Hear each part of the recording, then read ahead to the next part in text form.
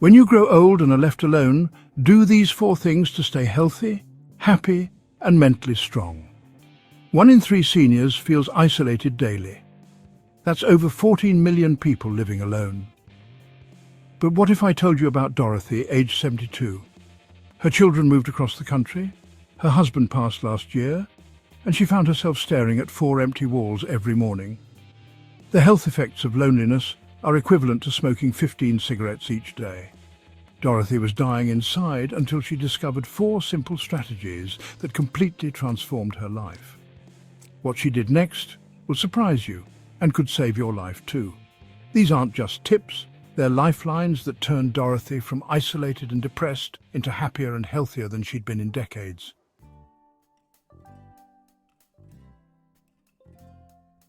Dorothy sat in her silent kitchen every morning, coffee growing cold as she wondered if anyone would notice if she disappeared.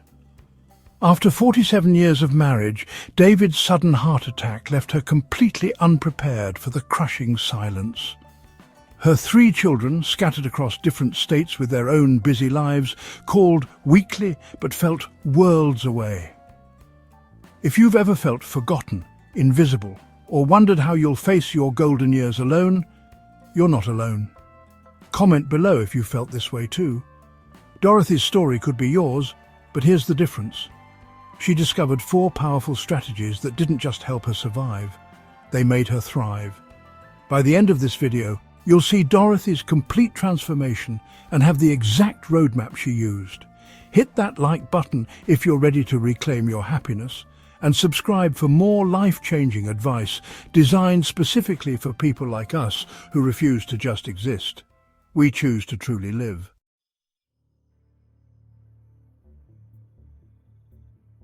For 3 months after David's funeral, Dorothy barely left her house. She'd ordered groceries online, declined dinner invitations, and spent entire days in her pajamas watching reruns. The woman who once hosted neighborhood barbecues had become a ghost in her own life. Depression wrapped around her like a heavy blanket she couldn't shake off. But Dorothy's transformation began when she learned something that shocked her. Social isolation increases your risk of early death by 50%. That's worse than obesity or smoking. Research from Harvard's longest-running study on happiness proves that strong relationships don't just make us feel better, they literally keep us alive longer. Your social connections affect your immune system, blood pressure, and even brain health. Dorothy's first step was joining the local library's senior book club. I was terrified, she admits. I hadn't made a new friend in decades. But that fear transformed into anticipation when she discovered others who shared her love of mystery novels. Within weeks, book discussions turned into coffee dates, and coffee dates became genuine friendships. The key is starting small and being strategic. Dorothy tried 3 approaches. First, she volunteered at the animal shelter 2 mornings a week. Perfect for introverts because the focus stays on the animals, not small talk. Second, she joined a walking group at the mall, built-in conversation topics about health and shared roots. Third, she discovered online communities for widows her age, connecting with women facing identical challenges. Faith communities offer incredible support networks too. Even if you're not religious, many churches welcome volunteers for community meals or charity drives. Dorothy found her Methodist church's quilting circle became her anchor. These women understood loss and celebrated small victories together. But what if you're thinking, I'm too shy for this? Dorothy felt the same way. Here's her secret. Arrive early to events. Early arrivals are usually organizers who genuinely want newcomers to feel welcome. Bring something small, homemade cookies or store-bought fruit. It gives you an instant conversation starter. Most importantly, ask questions about others instead of worrying about what to say about yourself. Dorothy also discovered the magic of being useful. She started tutoring adult literacy students, sharing her retired teacher skills. When you're helping others, shyness disappears because the focus shifts away from your discomfort to their needs. Plus, feeling needed is powerful medicine for depression. Online communities deserve special mention. Facebook groups for your specific interests, gardening, crafts, local history, connect you with like-minded people nearby. Dorothy joined Portland area widows and found not just support, but adventure partners for museums and restaurants she'd never visited alone. The transformation wasn't instant. Some weeks Dorothy forced herself to show up when she'd rather stay home, but consistency pays off. After 6 months, she had a chosen family, people who genuinely cared about her well-being and invited her into their lives. What activities interest you most? Drop a comment and let us know what you would love to try. Your answer might inspire someone else to take that first brave step.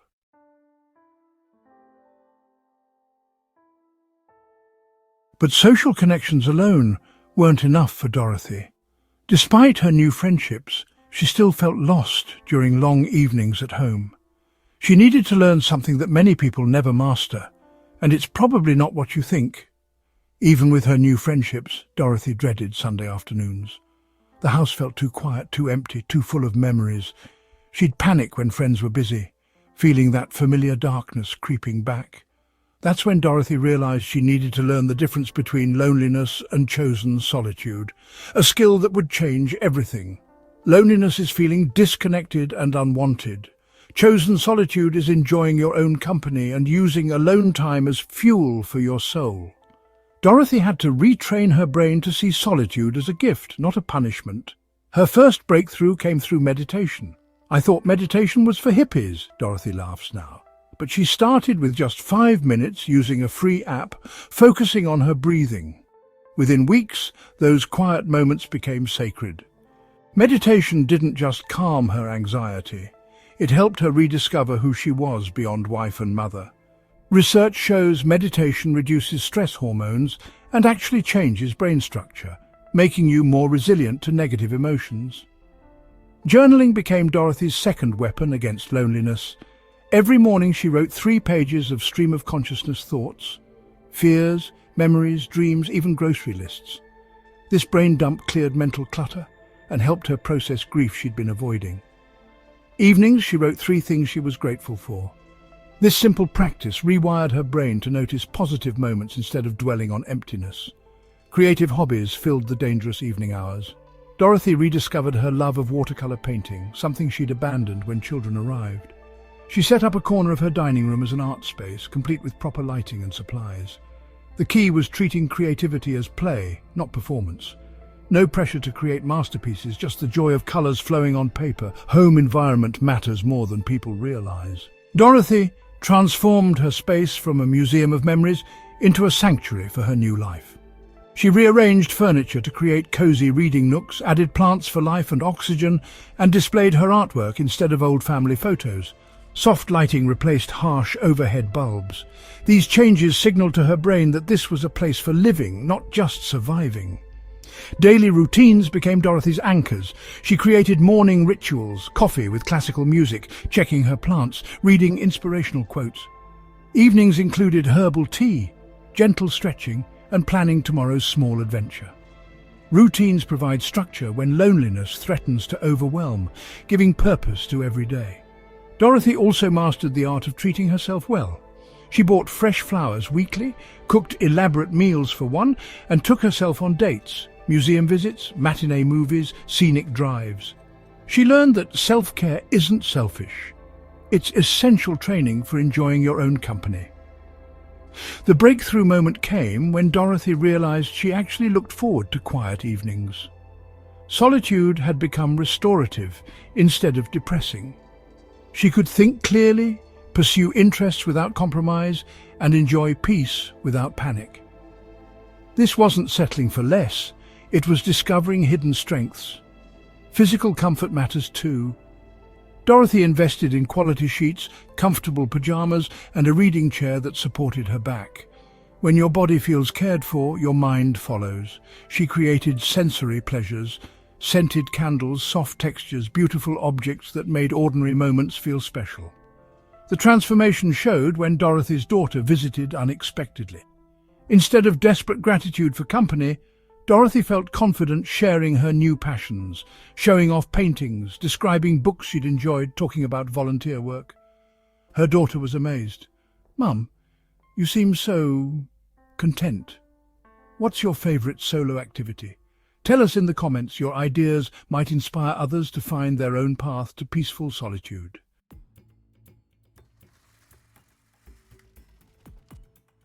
Dorothy was feeling better, but the biggest change came next when she discovered something that made her feel young again.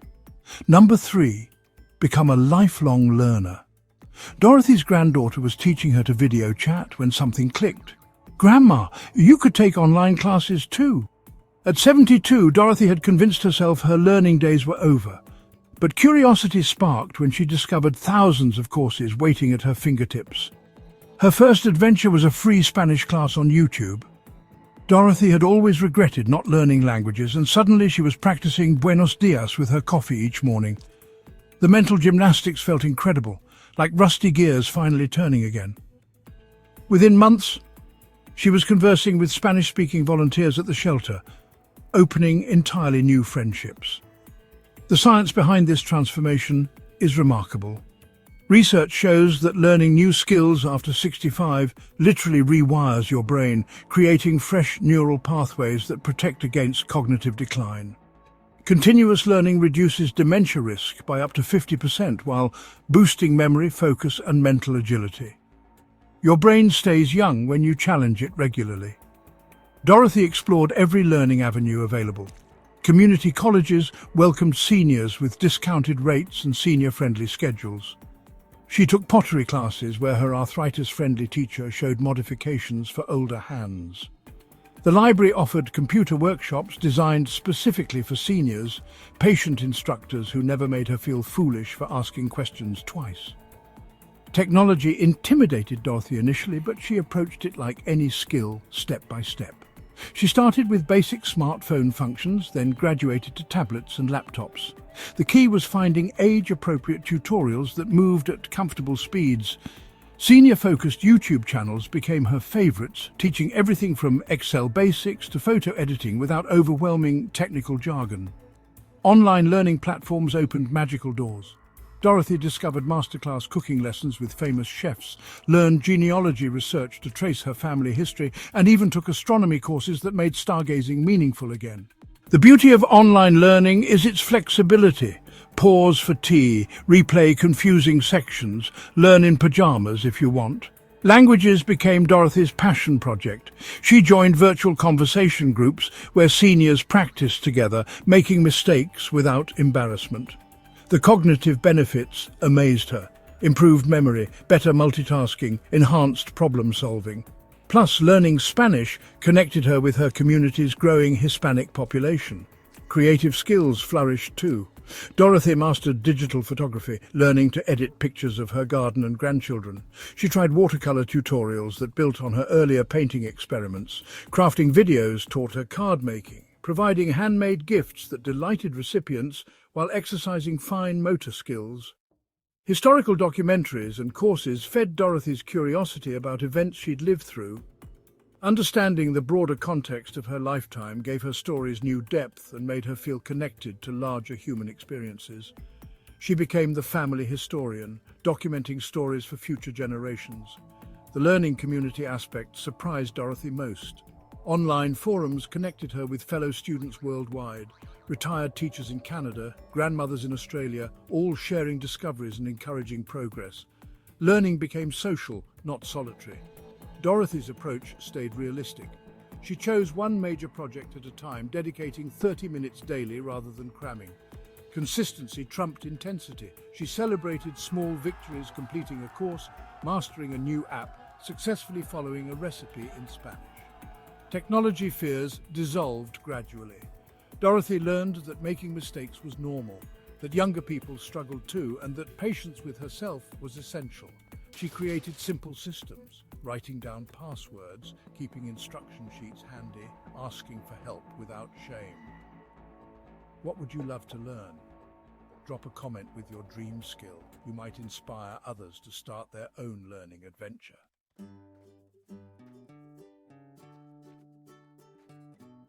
But Dorothy's final strategy is the most powerful of all, and it's something that gave her life meaning she never expected. After months of building connections, mastering solitude, and learning new skills, Dorothy still felt something missing. She'd been a teacher for 35 years, then a full-time wife and mother. Who was she now? The question haunted her until she realized retirement wasn't the end of her purpose. It was the beginning of her most meaningful chapter. Dorothy's breakthrough came when her neighbour's grandson struggled with reading.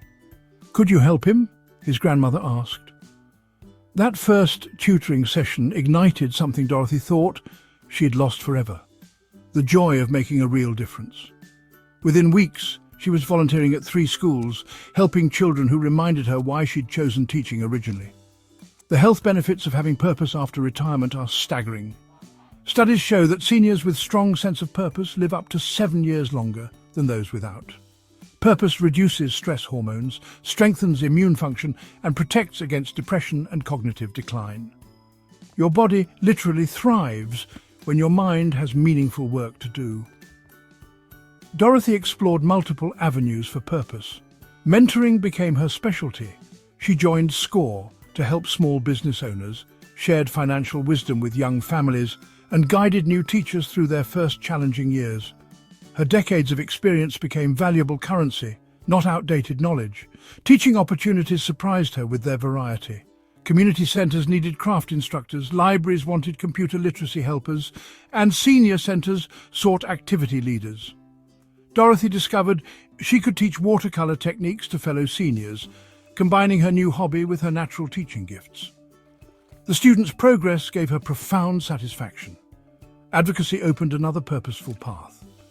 Dorothy joined local committees addressing senior housing, fought for better sidewalk maintenance in her neighbourhood, and volunteered with organisations supporting widows. Her voice, strengthened by life experience, carried weight in community discussions about issues affecting people like her. Legacy building became Dorothy's passion project. She started recording family stories for her grandchildren, creating digital archives of photos and memories that might otherwise disappear. She wrote letters to each grandchild for their 18th birthdays, sharing hard-earned wisdom about resilience, love, and finding meaning in difficulty. But purpose doesn't require grand gestures. Dorothy found meaning in small daily acts: baking extra cookies for new neighbours, sending encouragement cards to friends facing challenges, maintaining the community flower garden. These micro-purposes created ripple effects of kindness while giving her days structure and meaning. The key was matching purpose to personal strengths and passions. Dorothy's teaching background made mentoring natural, but other seniors found purpose through different paths. Former nurses volunteering at health clinics, retired accountants helping with tax preparation, gardeners beautifying public spaces. Purpose isn't one size fits all. Dorothy learned to think beyond traditional volunteering. She started a neighbourhood dinner club for singles, organised group outings to cultural events, and created informal support networks for other widows.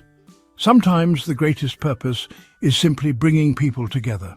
Sharing wisdom became Dorothy's unexpected gift.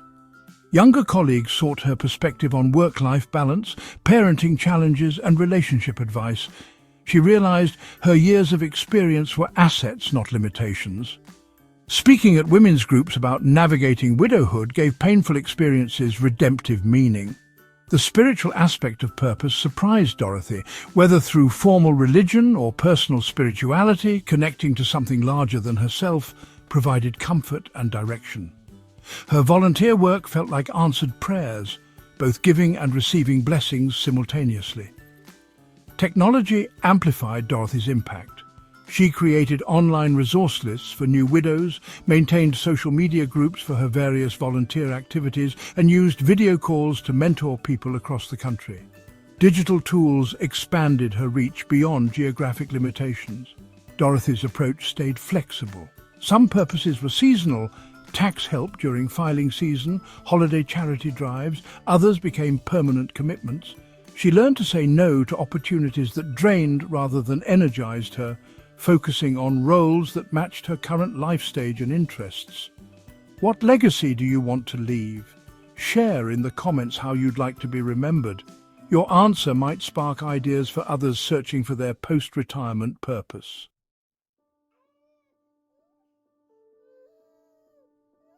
Here's what happened to Dorothy after 6 months of implementing all 4 strategies. 6 months later, Dorothy's daughter barely recognized the woman who greeted her at the door. Gone was the frail, depressed widow, shuffling in her bathrobe. Instead, Dorothy radiated energy, wearing a bright sweater splattered with paint from her morning art class, speaking animated Spanish phrases she'd learned that week. Dorothy's health transformed dramatically. Her doctor was amazed. Blood pressure normalized, chronic headaches vanished, and she'd lost 15 pounds without dieting. Her chosen family of book club friends, volunteer partners, and fellow students kept her active and accountable. Weekly hiking with her walking group strengthened her bones while feeding her soul. Her daily routine sparkled with purpose. Mornings began with meditation and Spanish practice, followed by tutoring sessions that filled her with pride. Afternoons brought art classes or volunteer work. Evenings, once dreaded, became treasured time for reading, planning tomorrow's adventures, or video chatting with family who now called more frequently, drawn by her infectious enthusiasm. The ripple effects stunned everyone. Dorothy's children, initially worried about their grieving mother, now sought her advice on their own life challenges. Grandchildren begged for extended visits, fascinated by her stories and art projects. Her brother remarked, "It's like Dorothy found herself again, but better." Most remarkably, Dorothy discovered that aging doesn't mean declining. She felt sharper, more confident, and more joyful at 73 than she had at 63. Her volunteer work provided deep satisfaction her corporate job never delivered. New friendships brought fresh perspectives and adventures she'd never imagined. You can have this transformation too. Whether you're facing loneliness now or want to prepare for future changes, these 4 strategies, building chosen family, mastering solitude, continuous learning, and finding purpose, create a foundation for thriving at any age. Age isn't about what you've lost, it's about what you're ready to discover. Your best chapter might be the one you haven't written yet.